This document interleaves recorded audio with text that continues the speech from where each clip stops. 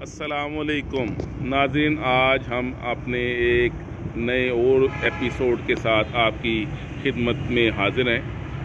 آج ہمارے ساتھ تعاون کر رہے ہیں، ہمارے پاس حاضر ہیں جناب ڈاکٹر محبوب صاحب۔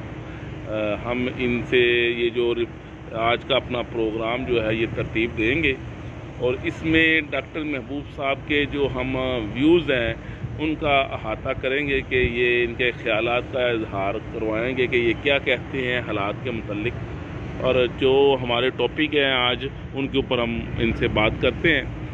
سب سے پہلے ہم بات کرتے ہیں ان کے ساتھ کہ جی موجودہ پی ٹی آئی کی حکومت نے یہ جو ابھی بجٹ پیش کیا ہے، اس بجٹ کے متعلق ان کے کیا خیالات ہیں، کیسا بجٹ ہے، غریب دوست بجٹ ہے یا غریب مار بجٹ ہے، یہ جیسا بھی ہے ڈاکٹر محبوب صاحب سے ان کے خیالات کا اظہار لیتے ہیں۔ جی ڈاکٹر صاحب۔ بہت شکریہ چودھری صاحب، آج آپ نے بڑا زبردست جو ہے نا ایک سیگمنٹ بنایا ہے۔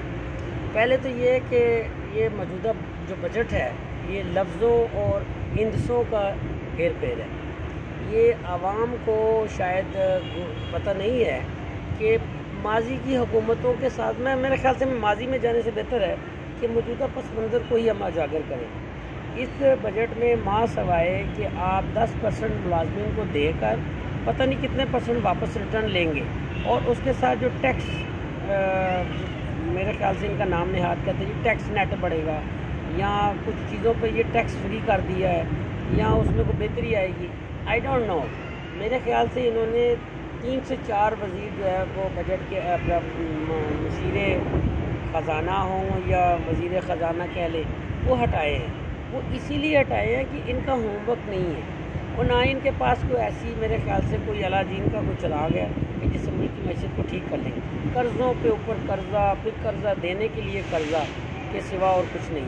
یہ میرے خیال سے عوام دوست بجٹ نہیں ہے، یہ بالکل غریب کش بجٹ ہے۔ جی ڈاکٹر صاحب، آپ کا کہنے کا مطلب یہ ہے کہ اس بجٹ میں غریب لوگوں کے لیے کوئی اتنے سے انسینٹیو نہیں ہے، غریب لوگوں کو اس میں کوئی اتنا فائدہ نہیں ہوگا۔ یہ لفظوں اور ہندسوں کا ہیر پھیر ہے۔ اچھا، آپ کا کہنے کا مطلب ہے کہ یہ جو پی ٹی آئی کی گورنمنٹ نے مختلف وزراء تبدیل کیے ہیں، کیا یہ تجربات کر رہے ہیں؟ ان کے پاس ان کا کوئی وہ ایکسپیرینس لوگ نہیں ہے، جیسا کہ خان صاحب کا کہنا تھا کہ میرے پاس ایک شیڈو کیبنٹ ہے۔ کیا آپ کا خیال ہے کہ یہ کیا اپنے اس بیان پر پورا اترے ہیں؟ دیکھیے 2.5 سے 3 سال ہو چکے ہیں ان کو برسر اقتدار آئے ہوئے، اور ایسا ماحول، میں کہتا ہوں ایسا رومانس والا ماحول کہ جہاں پہ آپ کو اسٹیبلشمنٹ دیگر تمام معاملات میں پشت پناہی معاونت حاصل ہو، اس میں آپ کو ایک فرینڈلی اپوزیشن بھی، اس کا بھی کوئی خوف نہیں ہے، کیونکہ اپوزیشن کے لیے آپ بہترین ایک فارمولہ یوز کر دیتے ہیں، چور ڈاکو کہہ کے آپ اپنے جو ہے نا اس سے اوور لیپنگ کر جاتے ہیں۔ اس کے باوجود آپ کو اس نے رومانس والے ماحول میں، کیونکہ آپ کی ایکسرسائز کوئی نہیں تھی، آپ کا ویژن نہیں تھا، آپ کے پاس وہ جو کہتے ہیں نا ونڈو شیڈو جو آپ بتا رہے ہیں لفظ، ذرا پلیز وہ شیڈو کیبنٹ 2.5 سے 3 سال گزر گئے ہیں، اور شیڈو کیبنٹ دور کی بات، ہمیں تو کوئی شیڈو نظر نہیں ہے، بلکہ جو ہے نا وہ اندھیرا ہی نظر آیا ہے، اور ڈیپتھ آف شیڈو نظر آیا، اس میں ونڈو بھی بند ہے، کوئی کچھ بھی نہیں ہے۔ ان کے پاس کوئی اسکل نہیں ہے۔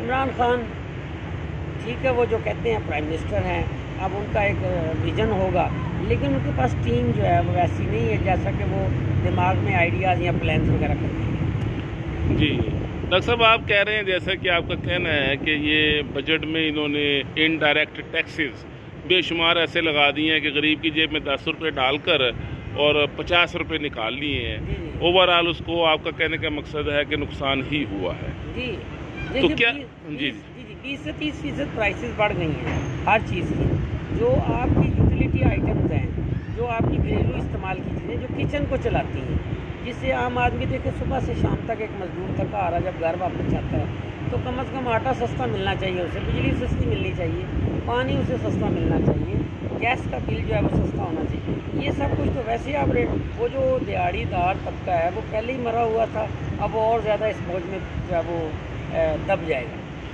ڈاکٹر صاحب، آپ سمجھتے ہیں کہ یہ جو انہوں نے منیمم تنخواہ جو ہے، کم از کم تنخواہ 20,000 روپے رکھی ہے، کیا سمجھتے ہیں کہ اس میں ایک غریب آدمی اپنے گھر کا بجٹ بنا سکتا ہے؟ چودھری صاحب یہ اونٹ کے منہ میں زیرے کے برابر ہے.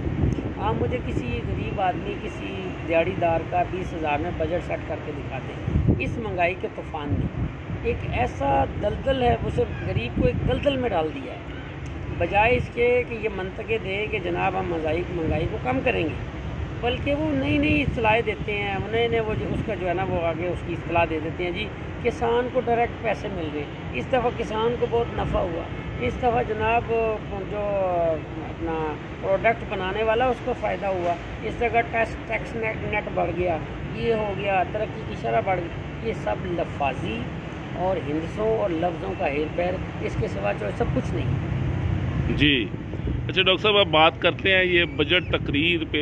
یہ جو بجٹ ہوا ہے اس کے اوپر اپوزیشن کی طرف سے بحث کا جب اپوزیشن لیڈر نے ابتدا کی ہے، تو یہ جو پارلیمنٹ میں یہ جو ایک نیا کلچر آیا ہے، آپ اس کے متعلق کیا کہتے ہیں؟ یہ کلچر بھی انہوں نے دیا ہے. یہ جو صبح شام نیا پاکستان نیا پاکستان نیا پاکستان، دیکھیں کانسٹیٹیوشن کی خلاف ورزی ہے کہ نیا اور پرانے کا کانسیپٹ یہ جو لوگ دیتے ہیں. میں تو اس کو مانتا ہی نہیں کہ نیا پاکستان کیا.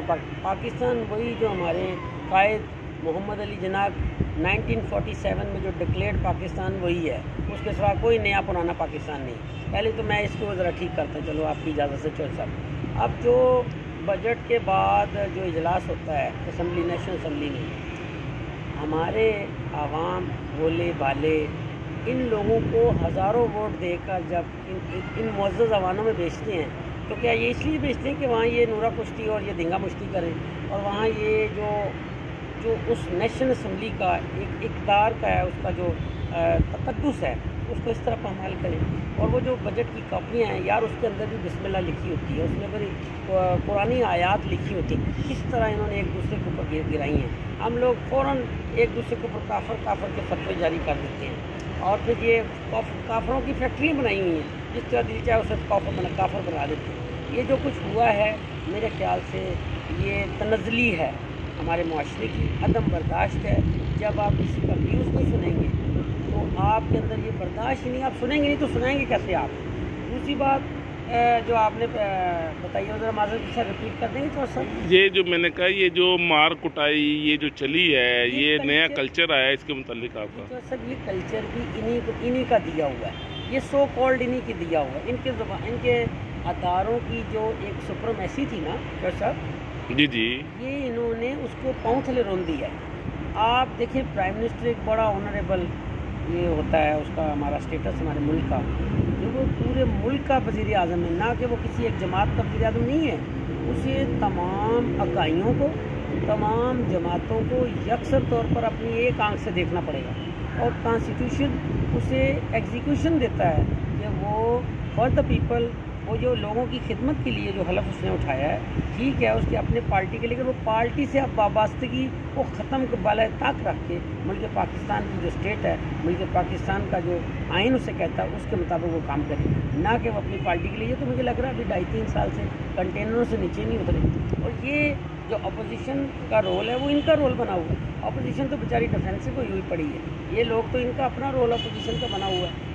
حزب اقتدار کو تو یہ بھی نہیں دیتا کہ وہ اس قسم کے ہتھکنڈے استعمال کریں، یا جواب در جواب ہو، سوال در سوال ہو، بحث در بحث ہو. وہ اپوزیشن کا رائٹ ہے، وہ ڈائریکشن دکھاتے ہیں. وہ غیر جمہوری طریقہ کا نا، آپ کے پاس جو فورم ہے، جو پارلیمنٹ ہے، وہ اس لیے نہیں ہے کہ وہاں پر آپ لڑائی جھگڑا کریں اور خواتین کو کاپیاں ماریں یا ایک دوسرے کے اوپر آپ کتابچے اچھالیں. جو آپ کا مقدس کتابچہ تھا بجٹ ہے، اس میں باقاعدہ طور پہ قرآنی آیات لکھی ہوئی تھی. مجھے نہیں پتہ لکھی ہیں تو پھر بڑے دکھ کی بات ہے. میرا تو سر جو ہے وہ سب کچھ دیکھ کے شرم سے جھک گیا. اچھا ڈاکٹر صاحب، بات یہ ہے کہ حالات کے تناظر میں آج کل جیسے یہ پوری دنیا پر ایشوز چل رہے ہیں، اس میں ابھی تازہ حالیہ آپ نے دیکھا اسرائیل نے جو غزہ میں کیا ہے فلسطین کے متعلق، کیا آپ کی اس کے اوپر کیا رائے ہے کہ اسرائیل کیا کر رہا ہے؟ نو ڈاؤٹ اس میں پبلک انٹرنیشنل پریشر بہت تھا جی. وہ پریشر پہلی دفعہ جس طرح آئرلینڈ کے لوگوں نے سالیڈیرٹی کی، جرمنی میں، فرانس میں، اٹلی میں، بیلجیم میں، امریکہ میں، اور ہر جگہ ایک جو دباؤ تھا ہوا میں، وہ پروٹیسٹ ہوا اور فلسطینیوں کی آواز بنا. اور اس کے ساتھ ساتھ ڈپلومیٹک جو فورم ہے اس کے اوپر پاکستان اور ترکی کا کردار بڑا ہی نمایاں ہے، اور OIC بھی تھی، عرب لیگ بھی تھی۔ انہوں نے جو عرب لیگ اور OIC کا کردار ہے، مجھے تو ان کا کوئی ایسا اثر رسوخ نظر نہیں آیا، اور نہ اتنا انٹرسٹ نظر آیا کہ وہ اس کو اتنا سیریس لیتے، اور اتنی جو معصوم اور قیمتی جانیں جہاں پہ بچوں کی لاشیں پڑی ہوئی ہیں، خواتین کی لاشیں پڑی ہیں، اور وہ بیچارے بے حال، ان کا کوئی حال ہی نہیں ہے، انسانی حال ہی نہیں ہے۔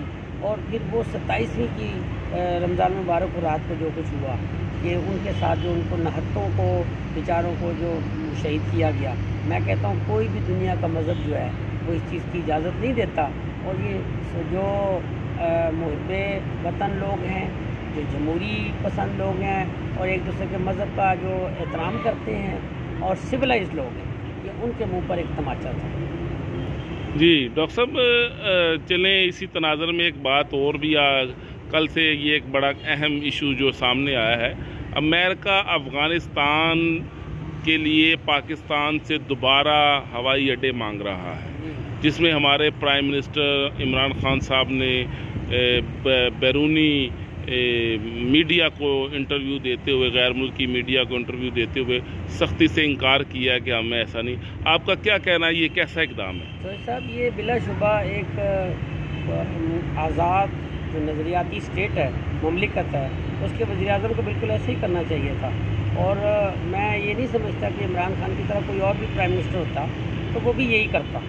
تو صاحب آپ میری اس بات سے ایگری کریں گے جی، کہ یہ ملک پاکستان جو ہے کہ ایٹمی طاقت ہے ہم، اور ہم 22 کروڑ کا ملک ہے، پاکستانیوں کا ملک ہے، اور ہم ریپرزینٹ کرتے ہیں کہ ہمارا ملک ایک آئیڈیالوجی کے اوپر بنا ہوا ہے، نظریے کے اوپر بنا ہوا ہے۔ ہمیں اس نظریے کی بنیاد پر ہم اپنی آزادی کو دوسروں کے پاس جو ہے وہ گروی نہیں رکھ سکتے، اور پھر یہ واضح طور پہ پرائم منسٹر کا بڑا اچھا اقدام ہے۔ میں کہتا ہوں انسپائٹ آل دیز ریئلٹیز، اس بجٹ اور اسمبلیوں میں دھیما کشتی کے بعد یہ بڑا اچھا پرائم منسٹر کا اسٹینڈ ہے، اس کو اپریشیٹ کرنا چاہیے۔ جی، جیسا کہ آپ نے ابھی کہا کہ یہ پرائم منسٹر کا ایک اچھا اقدام ہے، اب میں اپنی آج کے اس پروگرام کی گفتگو کو اب ختم کرنے کی طرف جا رہا ہوں۔ آج سے پہلے جب کہ یہ افغانستان ایشو شروع ہوا، اس وقت جنرل مشرف کی حکومت تھی، تو جنرل صاحب نے اس وقت جو ہے کہ امریکہ کو یہ ایئر بیسز دے دیے تھے۔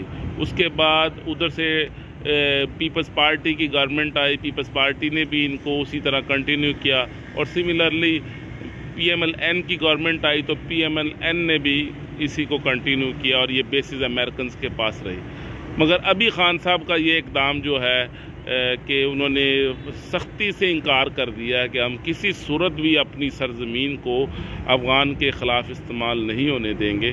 تو اس کے متعلق آپ کمپیریٹیولی دوسری گورنمنٹس کے خان صاحب کے اس اقدام کو کیسا سمجھتے ہیں؟ یہ سر بڑا اچھا اقدام ہے، میں اسے اپریشیٹ کرتا ہوں۔ دیکھیے، جب فوج اور سول ڈیموکریٹک ادارے جو ہیں وہ ایک پیج پہ ہوں گے نا، تو پھر اس قسم کے اقدام کرنے پڑتے ہیں، اور میرے خیال سے بڑا جرأت مندانہ فیصلہ کیا گیا ہے عمران خان صاحب کی طرف سے، اور میں اس سلیکٹڈ اور الیکٹڈ کے چکر میں نہیں پڑتا۔ وہ پرائم منسٹر ہے، انہوں نے حلف اٹھایا ہے، اور اسمبلی میں ان کی اکثریت ہے، اس کو ہمیں پرائم منسٹر ہے اور ماننا چاہیے، اور پرائم منسٹر نے اسی طرح کیا ہے جو کہ خوددار اور ایک آزاد مملکت کے وزیر اعظم کو کرنا چاہیے تھا، اور پشت پہ ہماری مسلح افواج پوری طرح کھڑی ہے، کیونکہ یہ جو ویژن مسلح افواج کا ہے وہی سول گورنمنٹ کا ہے۔ تو بات مشرف صاحب کے دور کی اگر بات کریں تو وہ کیونکہ خود فوج کے سربراہ تھے، انہوں نے جو اس وقت سمجھا تو کر دیا، لیکن وہ ان کا فیصلہ جتنا عوام میں مقبول نہیں ہوا، کیونکہ اگر وہ ڈیموکریٹک اور الیکٹڈ ریپرزینٹ ہوتے ضرور وہ اس مسئلے کو اسمبلی میں اور فورم میں لاتے، تو اس مشاورت کے بعد وہ ایک عوام کی بہتر مفاد میں فیصلہ کرتے۔ اس کے بعد ہم نے جو حال ہمارا ہوا کہ ہم جو افغانستان سے جو بلا اور وبا ہم لے آئے، یہ دہشت گردی کی، اور اس نے ہمارے ملک کی معیشت کا جو بیڑا غرق کیا، اس کا خمیازہ آج تک ہم بھگت رہے ہیں۔ جی ٹھیک ہو گیا ڈاکٹر صاحب، آپ کی اس گفتگو سے ہمارے جو ناظرین ہیں وہ بہرہ مند ہوئے ہوں گے، اور میں چودھری ندیم اب آپ سے اجازت چاہتا ہوں۔ اللہ حافظ، السلام علیکم۔